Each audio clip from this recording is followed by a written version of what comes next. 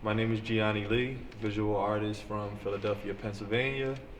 Currently living in LA, but now for the next 2 months I'm in New York, Brooklyn to be exact. I'll be having a solo exhibition.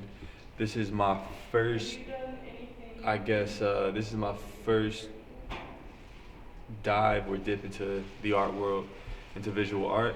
I've been painting for about a year and some change, and yeah, this is my first time displaying all my work. It'll be happening in Red Hook at the Brooklyn Waterfront Artists Coalition, which is this lovely space that we're in right now.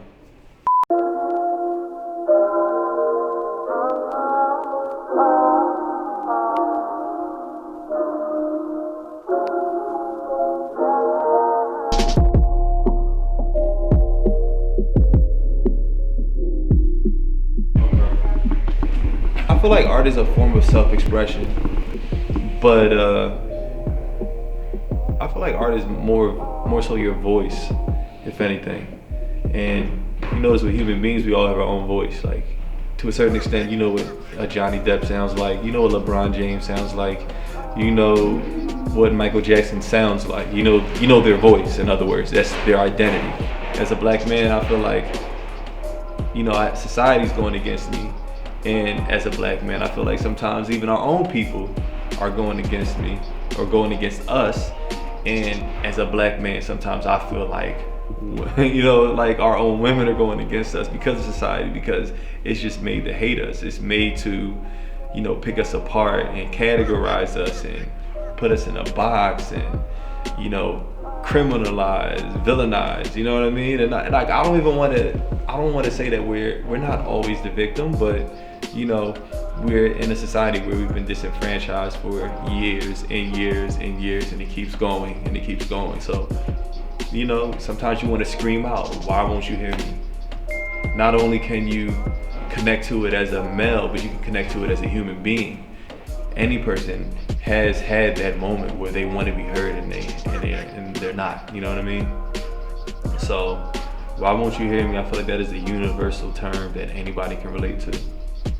I like to imagine my paintings as this whimsical world that actually mirrors everything that's happening in society right now. So if you are paying attention to what's going on in the world, you'll see it through these paintings.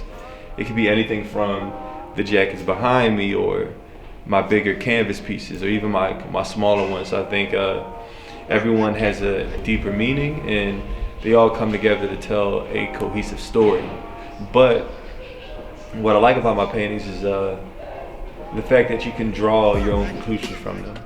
You could look at one painting and you could think Trump, and you could and somebody else could come and look at the same painting and they could think love, or I don't know, death. You know what I mean? And I guess that's the multi-layered narrative that I like to share in my paintings.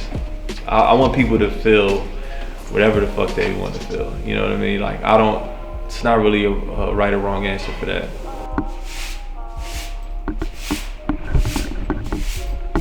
I feel like the number one emotion that my mediums personify is death.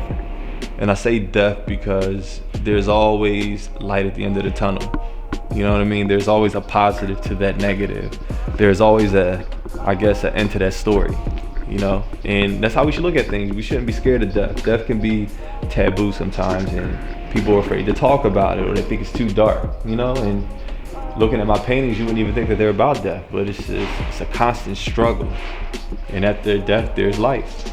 People should take away the idea that anything is possible. I mean, Kevin Garnett said it when they won the championship.